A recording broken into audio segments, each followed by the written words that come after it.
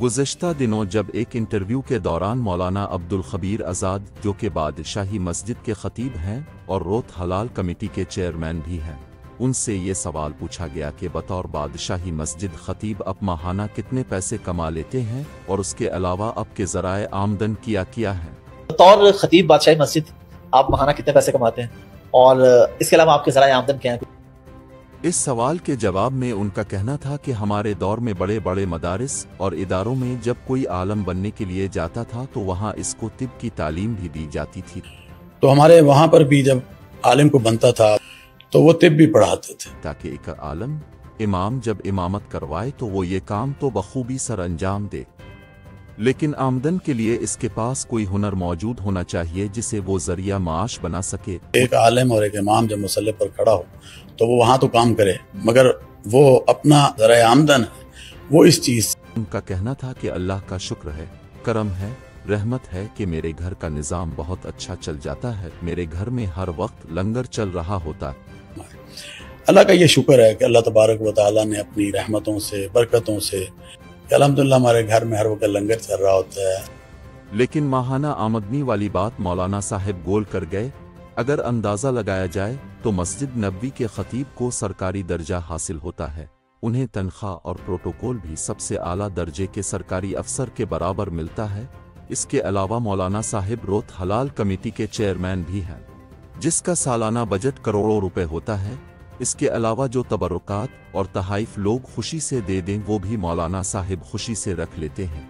तो मेरे ख्याल में उनके पास इतना वक्त नहीं होगा कि वो अपनी माहाना आमदनी का हिसाब कर सकें। जब उनसे सवाल किया गया कि अब पूरे मुल्क में और बैरून मुल्क भी जाते हैं तो क्या आपको सिक्योरिटी मुहैया की जाती है? आप ट्रैवल करते हैं पूरे पाकिस्तान में और इस तरह और यहाँ पे भी, तो कोई प्रोटोकॉल की सिक्योरिटी वगैरह आपके साथ होती है?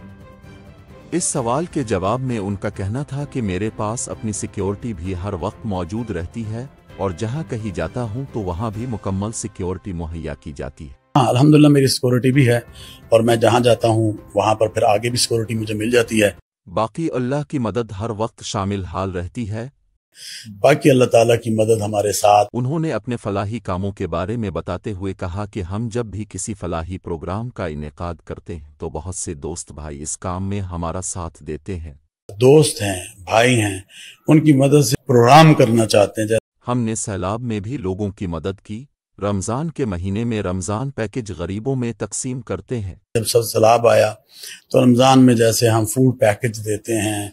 ईद कुर्बा पर कुर्बानी करते हैं और लोगों में फी सबील अल्लाह गोश्त तकसीम करते हैं।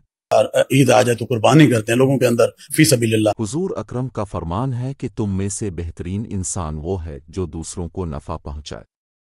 क्योंकि रसूलुल्लाह सल्लल्लाहु अलैहि वसल्लम का फरमान है, फरमाया तुम में बेहतरीन इंसान वो है जो दूसरे इंसानों को नफा पहुंचाए। और कुरान भी कहता है कि नेकी और भलाई के कामों में एक दूसरे से ताउन करो। कुरान क्या कह रहा था? ताउन अलल बिर्रि व तक़वा, कि नेकी और भलाई के कामों में एक दूसरे का ताउन करो। जब उनसे ये सवाल पूछा गया कि बादशाही मस्जिद के अंदर निकाह की कितनी फीस होती, अब की अपनी फीस होती है या कोई सरकारी फीस मुकर्रर की गई है?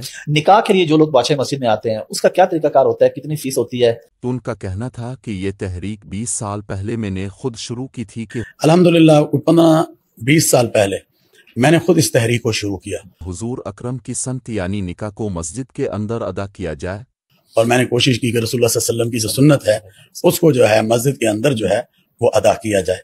अल्लाह का शुक्र है कि इस तहरीक ने जोर पकड़ा और मस्जिदों में निकाह के रुझान में तेजी से इजाफा हुआ और अल्लाह ताला ने इस तहरीक को इतनी बरकत दी तो बादशाह मस्जिद में भी आए और लाहौर की तमाम मसाजिद में यह सिलसिला शुरू हुआ।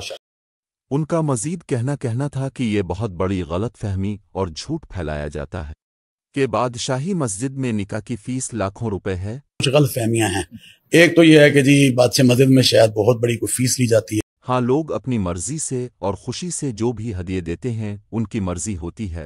अपने तौर पर कोई शख्स मोहल्ले में भी आप निकाह कराएं या किसी जगह पर भी, तो मस्जिद हर वक्त खिली रहती है, जो भी इंसान आना चाहे आ सकता है और मस्जिद खुली है, कोई इंसान आना चाहे। लेकिन हमने मस्जिद में कैमरे पर और फोटो शूट पर पाबंदी लगाई है। जो स्टिल कैमरा है या शूट होते थे उनको बंद किया, जिसकी वजह से लोग निकाह के लिए आने वाले लोगों में कमी वाक़ई हुई है। وہ اس کی وجہ سے کچھ نکاح ہمارے کم بھی ہوئے اس وجہ سے. کیونکہ مسجد بہت بڑی ہے، لوگ نظروں سے اوجھل ہو جاتے ہیں اور خواتین ننگے سر اور بنا دوپٹے کے تصویریں بنواتی ہیں، سوشل میڈیا پر لگاتی ہیں، جو کہ مسجد کی بدنامی کا سبب بنتا ہے. کئی دفعہ اتنی بڑی مسجد ہے اوجھل ہو جاتی ہے، کئی لوگ آ کر یہاں کہتے ہیں کہ عورتیں مسجد کا احترام سب پر لازم ہے. مسجد کا احترام ہم سب پر لازم ہے. لوگوں کو جائے کہ مسجد میں نکاح کرنے کو ترجیح دیں. جب ایک جوڑا مسجد سے اپنی شادی شدہ زندگی کی ابتدا کرے گا، حضور پاک کی سنت ادا کرے گا، تو اس کی زندگی میں برکت ہی برکت ہوگی. جب جوڑا مسجد سے ابتدا کرے گا اور رسول اللہ صلی اللہ علیہ وسلم کی سنت کو ادا کرے گا تو پھر اس کی زندگی میں برکت آئے گی. مولانا صاحب کا یہ بھی کہنا تھا کہ لوگوں کے مسائل کے حل کے لیے کھلی کچہری کا اہتمام بھی اگر مسجد میں کیا جائے تو اس سے بہترین کام نہیں ہو سکتا. آپ کھلی کچہری لگاتے اور اگر وہ مسجد میں ہو جائے. ہم نے کئی لوگوں کے لڑائی جھگڑوں اور قتلوں کی صلح بھی مسجد میں کروائی ہے. اچھا، کئی صلحیں ہیں جو ہم نے آپس میں لوگوں کی، کئی قتلوں کی جو صلح ہے وہ ہم نے یہاں پر، میرے دور میں بھی اور میرے سے پہلے میرے والد صاحب کے دور میں بھی.